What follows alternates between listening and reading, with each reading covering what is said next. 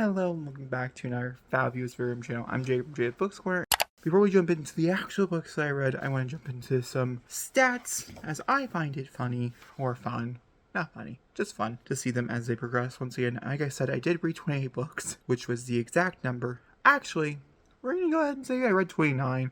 I have like an hour left of the book I'm reading right now, so the likely chance of it being done today is like very likely. So we're going to say 29 books and like 6,880 pages. Okay? Is the number I'm coming up with. And I read 14 adult books, 14 YA, 1 middle grade novel. I don't know where this book is going to land, so we're going to keep it at a start rating. Right now, it's between like a 4 and a 5, so we'll just see how it ends up. 10 5 stars, which is amazing. A lot of them are rereads, so 11 4 stars, 6 3 stars, 0 2 stars, 1 1 star, 0 DNFs, 1 thriller / mystery, probably 2 now because of this new book. Then we have 16 fantasy, 2 sci-fi, 4 poetry, 3 graphic novels, 1 horror novel, then 6, now 7 that were gay. All fun little stats. Also, I'd love to know how you guys think I should do this in the future. If there's anything like you want me to start from my least to favorite books, my favorite cover to least favorite cover, things like that. I see Books and Hala doing this, and it just sounds so fun. Today, we're going to start with series. I read 3 different books that have more than one book in a series that I read this month, and so we're going to run through those, and then we'll jump into the rest of the books. Starting with the Shadowhunters, as it's the one that I read the most of, so we'll start there. I started out the month reading Shadowhunters, and I ended the month reading Shadowhunters, which is pretty cool. I started out the month reading Clockwork Prince, which is the second book in the Infernal Devices, and landing on a 3.75, which is not the lowest Shadowhunter book I rated, but it's definitely not the highest either. I just did not like a lot of the reveals happening here. I don't think it's not that I don't like the reveals. I think that's a lie. I just think on a reread, it's just not as enjoyable as First Impressions. This wasn't amazing on First Impressions either, to be fair, but it just didn't end up working out fully for me, which does suck because I love the series, but every series has books that you're not going to like just adore, and that happened to be one of them. But that's okay, as I was feeling like maybe Shadowhunters was a bad idea this reread. Clockwork Princess walked into my life and said, "No, Jacob, you're doing great, don't worry about it." Clockwork Prince is just a weird one, and I have to agree. Clockwork Princess, I read this in a single day in a 24-hour readathon vlog coming to you soon, and it was fucking phenomenal. I fucking adored it. I loved it. It was great. I liked all the wrap-ups. I liked how I still feel like Will, Jim, and Tessa is the best love triangle I've ever read. And still to this day. So, yay for them. Moving on. And then, because I'm reading these in timeline order, there will be a vlog coming out in April where I wrap up this section of the timeline. I'm going to go ahead and post part 1 of that video. I think it'll be 3 parts overall. We're going to do based on the series and stuff, because the only series that truly had a sequel series, you can call it, following the same characters, was the Infernal Devices. I'm also wrapping up the last hours in that series. I don't know timeline where I'm going to cut it off into where this is where the Mortal Instruments start, but wherever that is, it will end with novellas there. But that being said, you start with novellas and you read some novellas. I ended up reading 5 or 6 novellas at the end of the month, starting with 2 from Tales of the Shadowhunter Academy. I'm not going to talk about them very briefly, but I will mention them in case you're reading these books and you want to have more context before you read the Last Hour series, or just more context going into Chain of Thorns, and you want more background history. These are the ones that are recommended you read. The first one is The White Fiend, which is from this one, and then Nothing But Black and Shadows, which is also from this one. The White Fiend, a storyline that you care about, is the Jack the Ripper storyline, and then Nothing But Black and Shadows follows Jem at the Shadowhunter Academy, if you guys understand. I would like to mention that there are huge spoilers for ramifications from the Mortal Instruments, so if you've not read that series and you don't want anything spoiled to you, I actually don't recommend reading them just because of it. I can't say the same about the next ones, though, because Ghosts of the Shadow Market, all storylines take place under the same regard, and you already know the big twist here, so if you read the Mortal or the Infernal Devices. So this one is safe to read, in my opinion, going forward. And these, the 2 that I recommend for you to read here, are Cast Long Shadows and Every Exquisite Things.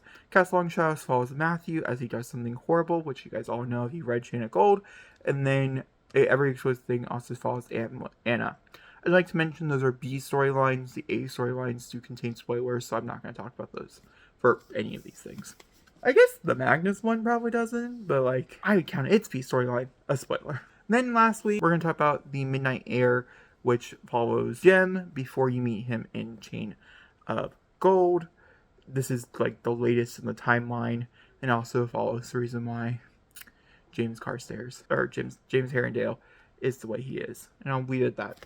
Magnus plays a great role, and it does set up some of those characters quite nicely. That was the first big series that I kind of ran through. All of those, by the way, were a 5, all novellas and stuff. I don't love every novella, especially as we jump more and more further into the Mortal Instruments side of things. I definitely don't like the development of the Clave, and I definitely do not like the development of anything to do with Camilla, so I'm going to hate those, and that's fine. You win some, you lose some. Moving on, we read 2 books out of, I don't know what the series is called, but I'll talk about them both right now. Empress of Salt and Fortune and When the Tigers Come Down the Mountain. They're both stories that feature the same characters going and talking to people to get accounts of real situations that happened in their world that have been, like, lied about, I should say. So, like, for instance, Empress and Salt and Fortune is talking about the king and queen and a few other places, a few other main things, and they go to someone directly who can tell them the real story, and they trade something for that. The next one is When the Tiger Comes Down the Mountain, and this is a story about the tigers, and if they can trust them or not, and so there's like this instant dread around it. I liked the first one, I did not like the second one, and so I don't think I'll read the third one. I might. I'm still torn on it. They're very short, so it makes it easier to read. It makes it fun to pick up for a challenge. So I'm not calling it off because I did like the series, but I'm not automatically giving it, like, let's go do it. The first one was a 4.5. The second was a 3.25. Very mixed on the rating. Then we have Saga. No, couldn't tell you. Okay. It's like 61, 62, I think. 61 was January's read. 62 was February's issue. They both got 4s. Once again, we're still in the middle of this, like, transition period of time for Saga, where they're trying to figure out what to do with the story, and so we're in this, like, middle of a volume, and so until the volume's fully out, I really don't know how I feel. So normally with Saga books, everything gets a 4, and when the completed thing is there, you're like, oh, okay, and then they get 5s. So that's where we're at. Alright, that was series of books that I read multiple in the same. Now we're just going to jump into the rest of my things. I had some 5s, some 3s, some 4s that we talked about, so let's go ahead and get into it. At the beginning of the month, we started with We Are All Good at Smiling by Amber McBride. This is a poetry story. It's told in verse. About a girl who ends up going to a mental hospital because she has very deep, dark feelings and depression and things, and she ends up meeting a boy named Fairy. I liked it. I gave it a 4. I think it's because mostly the writing. I really like the writing. It's very whimsical, very beautiful, but I just don't think I like magical realism as much as I hoped I would, and I would deem this as pretty magical realism in my opinion. So if any of that sounds good to you, a very diverse main set of characters, mental health pretty much talked about, I'd say pretty solidly for what the author is trying to do. I wouldn't say it's amazing, but it's good. I recommend. Then we have Finna. Finna is a portal fantasy novel that's very much on the fantasy side of things, but it's very much a portal fantasy.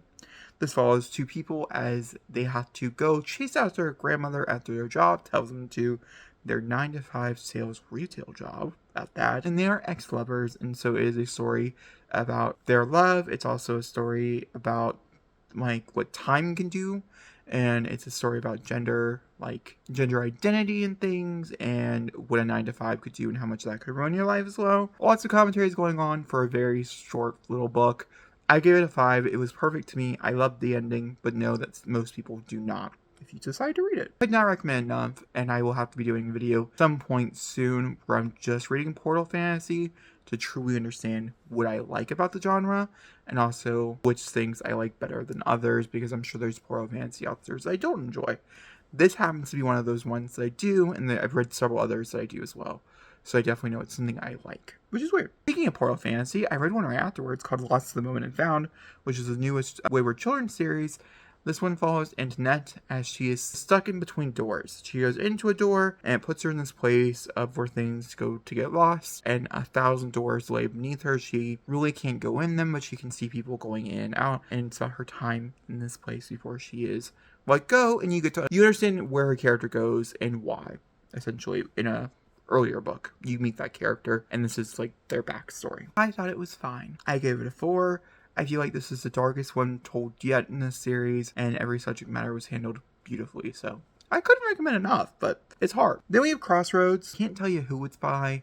This is a body horror novel. It follows a mom who just lost her son, and she ends up accidentally spilling blood on his grave, and he pops up and he begs for more and more and more. And I think you can understand. And it's basically a big conversation about loss and addiction and things. And I just don't think anything was handled very well, in my opinion. I thought the characters were pretty lovable, but I didn't really like anything outside of them. And I didn't really care for the end result either. It had this like very much this is a B-movie horror film ending, which could work for some. It just did not work for me. And I didn't think there was like any emotional impact in it either, which really sucked because I feel like the book could have done really well if it had that emotional impact and punch. Moving on, we have Promise Boys. I don't know who this is by. I think it's by Nick something. This one just came out in February. It was recommended to me. I don't remember where I had seen it. I think maybe on Instagram. I'm not sure.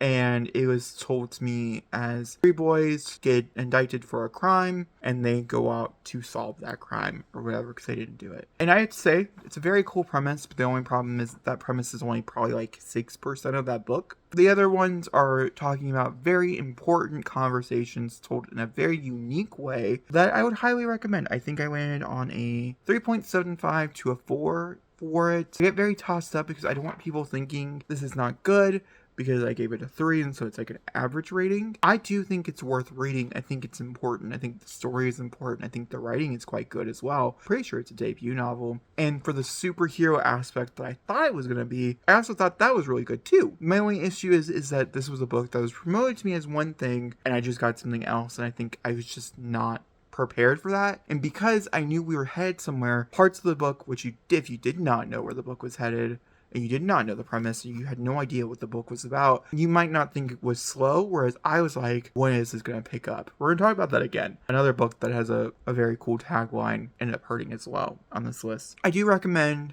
and I'm glad we got to talk about it, and I really understood where these boys were coming from because I went to a similar school as promised. This story, I'm going to tell you basically what the actual book is about. Story follows 3 boys as their school principal gets murdered, and they all 3 get indicted for the crime for one reason or the other. And because these boys are black, they are automatically the only suspects in this case. And so it is up to them to solve the murder, if they did it or they not did it. Very cool, and I liked. It's very mixed media. There's a lot of different players that are in the game, a lot of like separate voices that pop up. There are full chapters with these boys and their narrators, but then you'll have in characters who have no association with them or a lot of association with them, talking about them and basically shoving their opinion at you as well, to kind of either throw you off, but also to bring in this extra opinion, either about racism or about how the school treats people or whatever it might be. And it's done very, very well. And now that I'm thinking about it, it's totally a 4, not 3.75. I just don't think, because I went in with another preconceived notion, and that preconceived notion takes up such a short period of time, I think that was the part that was lackluster in my own brain, but the actual book, flawless. If you didn't know. Okay, moving on. That was a long-winded one, but I think it's necessary because I want to pitch you it right so you can read it. Next one is For Everyone by Jason Reynolds. This was a reread. It was a 5. This is just a letter that Jason Reynolds once wrote to himself and then changed it to write to all creatives using no like proper nouns or anything throughout the whole thing, so it can just adjust to you as the reader. And I read it because in the middle of the month I was kind of dealing with this extreme like sense of loss, of not knowing where I was headed and things, and so this book helped me at one point. Sadly, it didn't really clear up most things. Other things in my life did, which is great, but the book was not there to help me. But I highly recommend if you feel like me, you're going through the same thing, especially a creative. This is written for creatives, and that's why I say that. I'm a writer, if you did not know. So next we have Pamela Anderson's Love, Pamela. This is her memoir, and I loved it. It was a 5 for me personally, but it's a very chaotic writing style. It's very much like she wrote it by conscience, and her editor was like, yep, that's cool, let's move on, type of thing. You'll go through paragraphs of where she is talking about the event that happened in the past, and then she'll reflect on the event paragraphs later, or she'll just jump in between her timeline. And so if you're not familiar with Pamela Anderson at all, this is actually a very choppy way to understand who she was. But I really liked it. I thought it was really fun, and I really enjoyed this like inner head monologue style. It reminded me of like what a Britney Spears memoir could be. I'm very excited. I'm very happy that I got to read it, and thanks. Her voice was not annoying to me. I know some people don't like her voice, and I very much enjoyed it the whole way through. Her documentary on Netflix I've yet to watch, but if you don't think you could read a whole novel from her, that I heard is a very good supplement if you want to hear more about her story and where she's coming from. We have Empire Storms by Sarah J. Maas. I finished my reading vlog, which means I finished the book. I read the book as I do the reading vlog, just to make sure my thoughts and opinions. I've never had to change any thoughts and opinions, but sometimes you like pick up on things, or you like see other things a second time around when you edit or when you reread it with the unit. And I tend to do this almost every video that you see that are like in-depth spoilers. I tend to read the book again as I edit. It's just one of those things I picked up a while ago, and I just can't break the habit. And these books are really big, and so it's kind of annoying. I did see a few new things, nothing to take note of in the video. It's cool. That video should be coming to you hopefully relatively soon. I can't promise that they're all going to come out relatively soon after one another, but you guys should be getting Empire Storms within the next few weeks for sure. Next one to talk about is A Million to One by Abia Yagara. This is a book I recommend you going completely blind. If you go into this completely blind, I think you'll enjoy yourself a lot. I did not. So if you want to know what the book's about, if you don't know what the book's about, just go ahead and skip on to the next one. If you do, stick around, I'm going to tell you.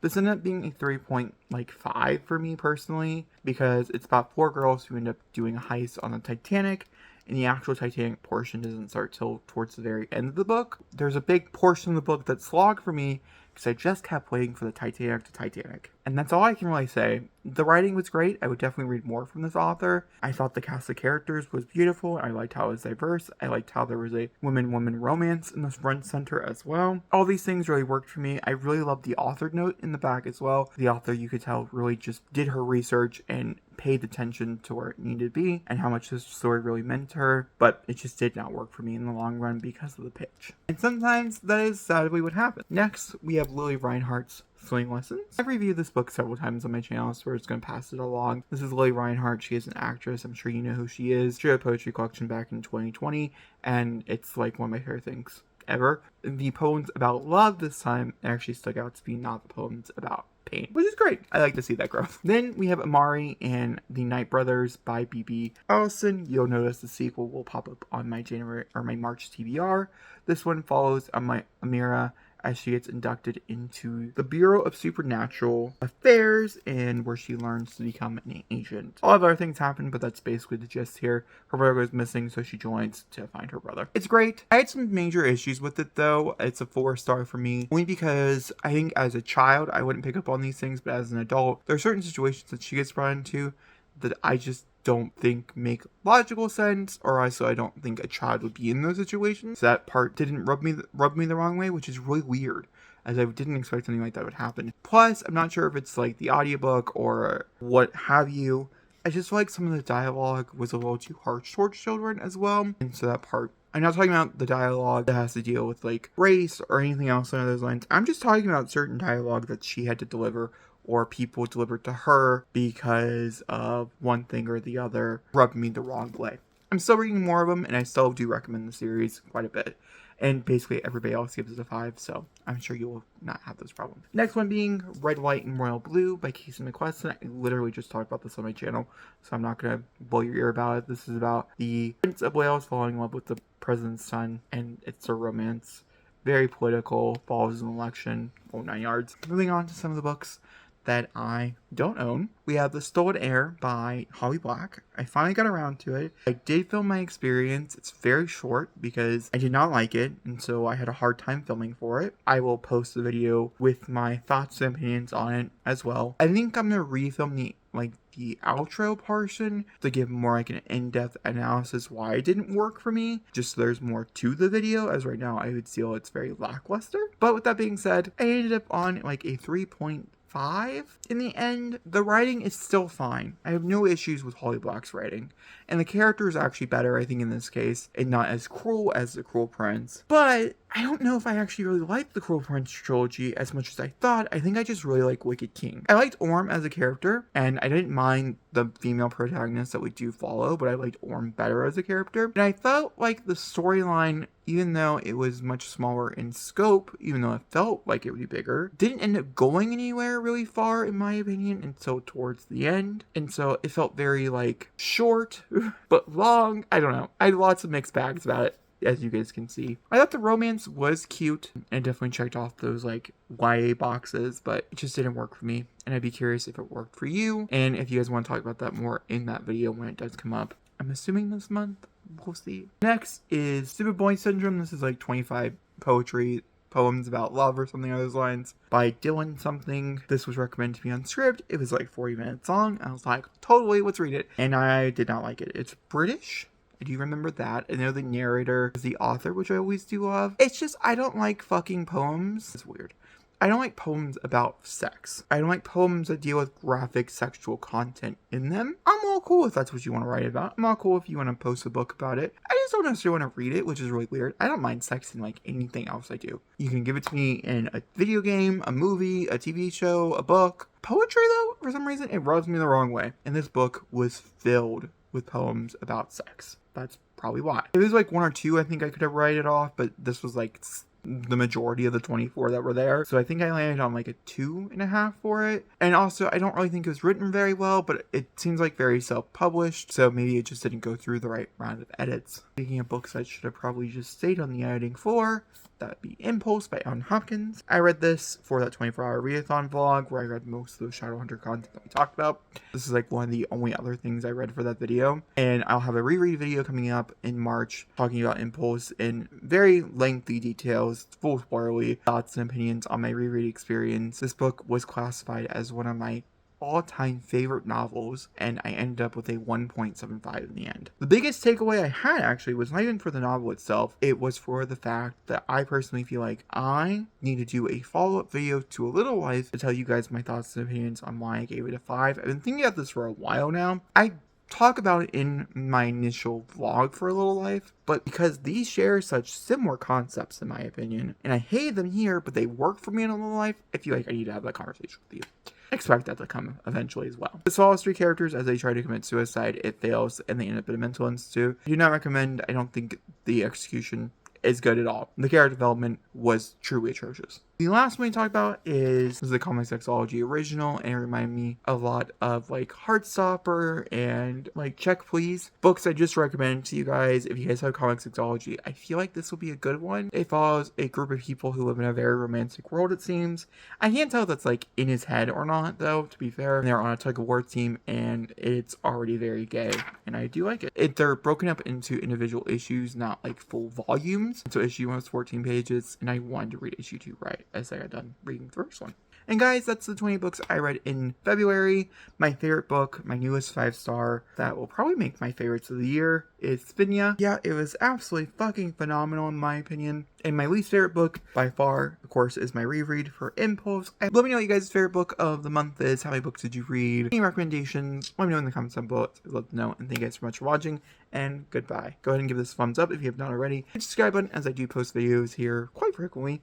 And I'll tell you guys all next time. Goodbye.